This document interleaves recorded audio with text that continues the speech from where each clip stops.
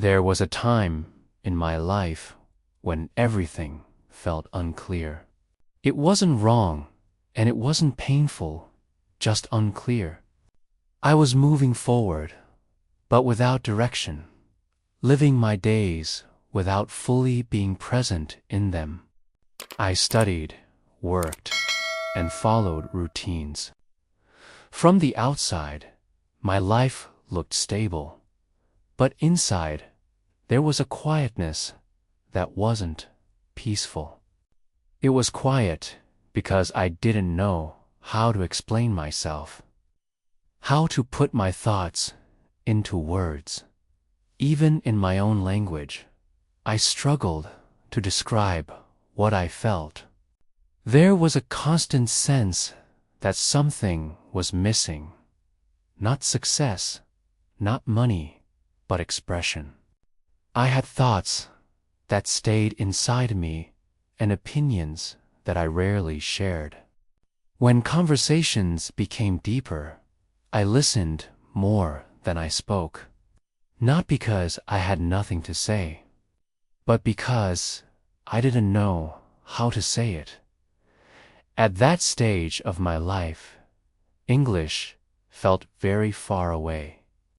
Not difficult, just distant. It existed in movies, on the internet, in job requirements, but not in my voice, not in my identity. English felt like it belonged to confident people, travelers, professionals, people who knew who they were. I didn't feel like one of them, so I kept my distance. I treated English as something optional, something for later, something I would deal with when my life felt more certain. Looking back, that distance reflected how I felt about myself. I didn't feel ready to be heard, not in English and not in any language. I was still searching for my place, my purpose, my voice. There were moments when I wanted to speak, to express frustration, to share ideas, to tell my story, but fear held me back. Fear of being misunderstood, fear of sounding unsure, fear of revealing that I didn't have everything figured out. Silence felt safe. It allowed me to observe, to blend in, to avoid exposure. I became very good at staying quiet, at nodding, smiling, and agreeing. People described me as calm, thoughtful, reserved. They didn't see the confusion underneath, the unanswered questions, the feeling that my life was happening around me, not through me. English symbolized everything I wasn't ready for: visibility, risk, exposure. Speaking English meant being seen, and I wasn't sure who I was yet. So how could I speak for myself? Many evenings, I sat alone, thinking about my future, wondering who I would become, what path I would choose, what voice I would use. Those questions felt heavy, and English felt like an added weight, not because it was hard, but because it demanded clarity I didn't have. I stayed on the surface in conversations, choosing small talk and safe topics. Deep down, I wanted more connection and meaning, but language felt like a barrier, not just English, but all language. I was afraid that if I spoke, people would see my uncertainty. So I waited. I told myself there would be a right time, a moment when everything would make sense. But that moment never arrived. Life kept moving. Opportunities passed. Conversations happened without me. And English remained a distant sound. I didn't understand then that expression does not come after clarity. Clarity comes through expression. All I knew was that I felt quietly stuck, standing at the edge of something without knowing how to step in. English was still a stranger, not an enemy, just unfamiliar, and I wasn't ready to approach it. That period of my life was filled with waiting, and I didn't realize that waiting was also a choice. I didn't expect anyone to change my life. I wasn't looking for guidance or answers. I was simply moving through my days quietly. Then one person appeared, not dramatically, not with advice, just present. We met through ordinary circumstances, work, a shared space, a passing connection. Nothing special on the surface, but from the beginning, there was something different. They listened, not politely or impatiently, but as if what I said mattered, even when my words were unclear or slow. Even when I stopped mid-sentence, they waited. That alone felt unfamiliar. Most people listen to respond. This person listened to understand. Our conversations started simply. But I noticed I spoke a little more around them, not confidently, but honestly.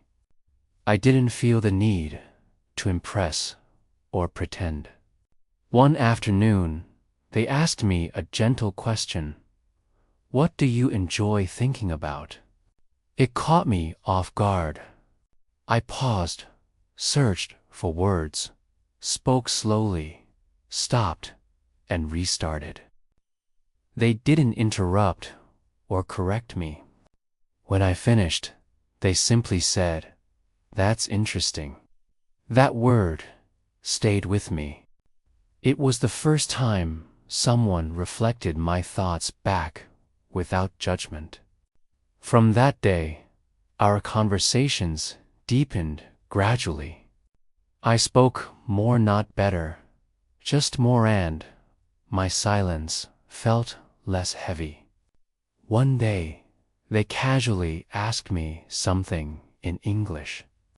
I froze, but they said, "It's okay. Take your time." They responded naturally, as if what I said was enough. That moment stayed with me, not because I spoke English, but because someone waited for me to speak. English appeared again and again, never forced, never emphasized. I realized I had never been afraid of English itself, but of being exposed. This person didn't push me. They gave me space. And one day, they said, "You don't have to sound sure to be honest." That sentence cracked something open inside me. Not all at once, not dramatically, but slowly. Like a door that had been locked for years and finally shifted just enough to let light in. I didn't suddenly feel brave. I didn't feel confident. What I felt was permission. Permission to pause. Permission to think out loud. Permission to be unfinished. Until then, I had believed that speaking meant proving something, that my words needed to be clear, complete, and certain before they were allowed into the world. That belief had kept me quiet for a long time. But in that moment, I realized something subtle, yet powerful. Honesty did not require certainty. After that, I began noticing how often I judged myself before anyone else had the chance to. How quickly I decided my thoughts were not ready. How automatically I silenced myself. That awareness was uncomfortable, but it was also freeing. It showed me that my fear had been internal long before it ever met another person. This person never pointed that out. They didn't analyze me or try to fix anything. They simply remained consistent. They continued listening the same way, patiently, attentively, without expectation.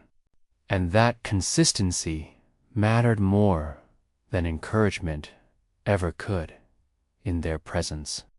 I learned that conversation did not have to be a performance. It could be a process, a shared space where meaning unfolded slowly, where pauses were not failures but part of thinking, where silence was allowed to breathe.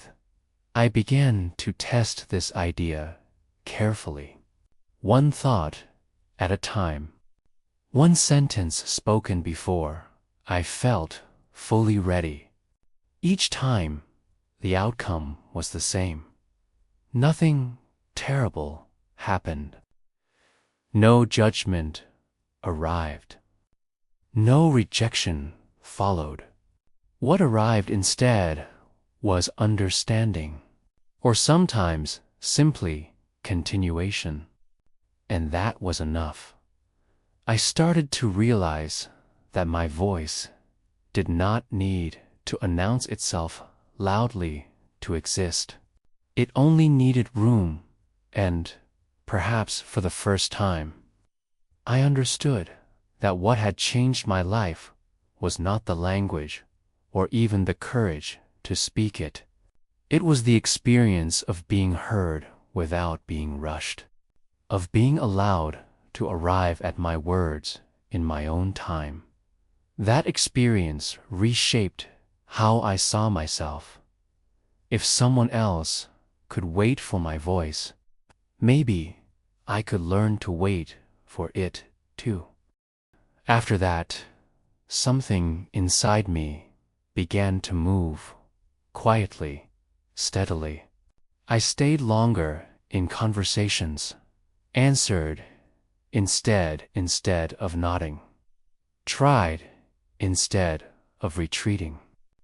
English became a choice. I spoke in small ways, focusing on honesty rather than fluency. I stopped apologizing, and I noticed that most people simply listened. The world didn't collapse. I began to trust myself while speaking, to accept pauses, to notice that even fluent speakers hesitated. English became human. Silence turned into a pause, not an escape. Language moved to the background, and connection moved to the front. Fear still appeared, but it no longer stopped me. I was becoming visible, not exposed, and that difference changed everything. Exposure feels like standing under a harsh light, waiting to be judged. Visibility feels like being seen as you are, without needing to defend yourself. As I began to understand that difference, I noticed how my body responded when I spoke. The tension in my shoulders softened. My breath slowed. I no longer rushed through sentences as if apologizing for taking up space. I also began to notice something else: how often other people hesitated too. How frequently they searched for words, corrected themselves, laughed at small mistakes, and continued anyway. These moments, which I had once seen as flaws, revealed themselves as part of real communication. Language was not a straight line. It was a living thing, shaped by emotion, context, and connection. The more I stayed present in conversations, the less I focused on myself. I stopped monitoring every word and started listening more deeply, not as a shield, but as participation. I responded instead of rehearsing. I allowed my thoughts to form in real time. Sometimes they came out imperfectly. Sometimes they surprised even me. There were still moments when fear returned. Before speaking in groups, before sharing an opinion, before unfamiliar situations. But fear no longer felt like a wall. It felt like a signal, a sign that something meaningful was happening. Instead of turning away, I learned to pause, breathe, and continue. I realized that courage did not arrive as confidence. It arrived as willingness. Willingness to stay in the moment. Willingness to be slightly uncomfortable.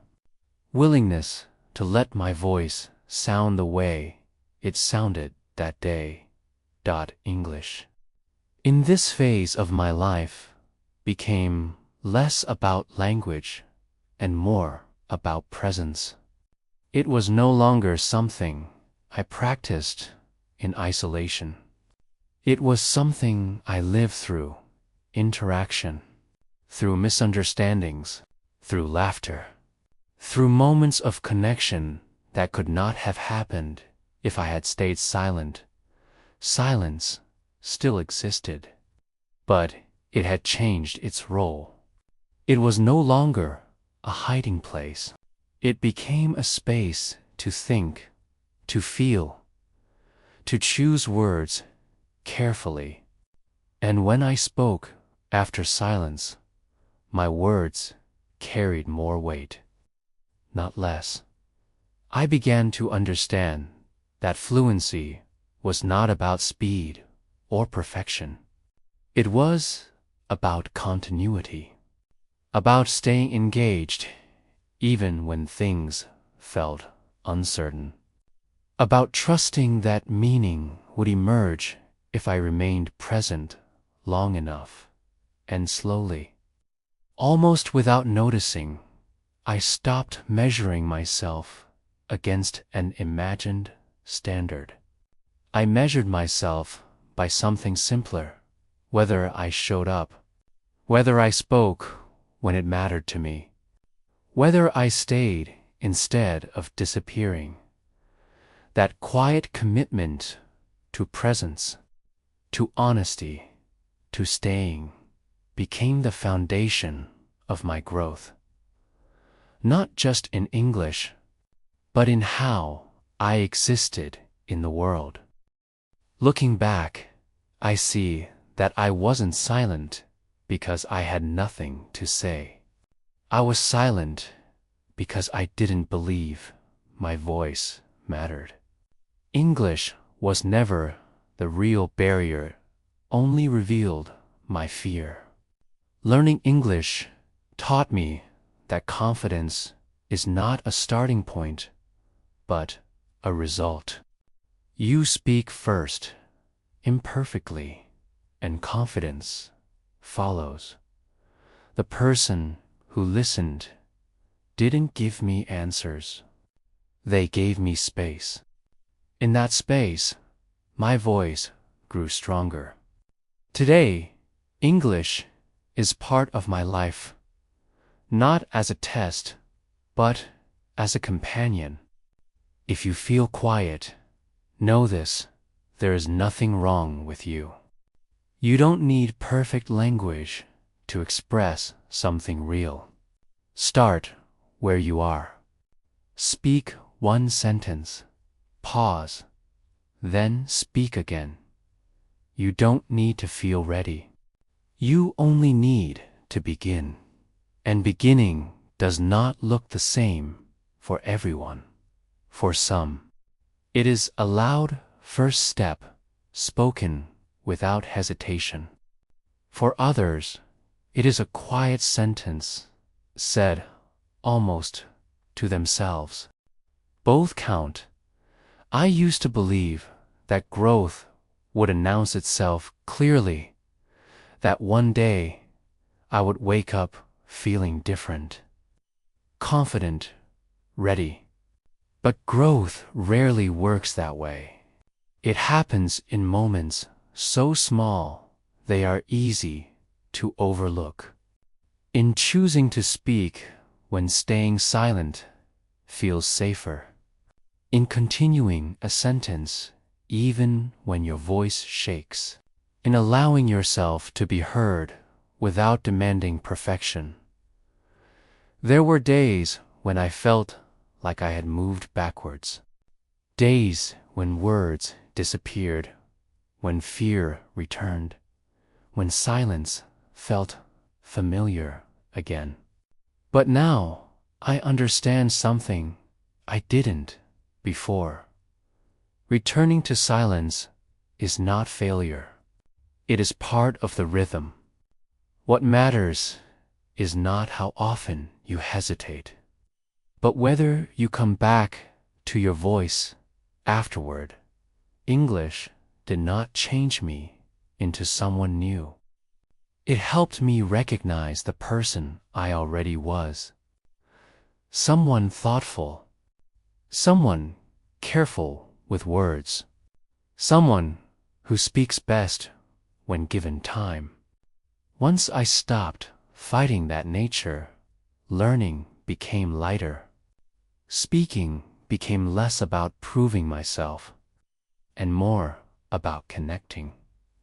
If you are listening to this and waiting for confidence to arrive before you speak, I want to tell you gently, confidence is already waiting for you on the other side of action. It grows as you use your voice, not before. So begin where you are, with the words you have, with the pace that feels possible today. Speak once, pause, then speak again. Your voice does not need permission. It only needs practice.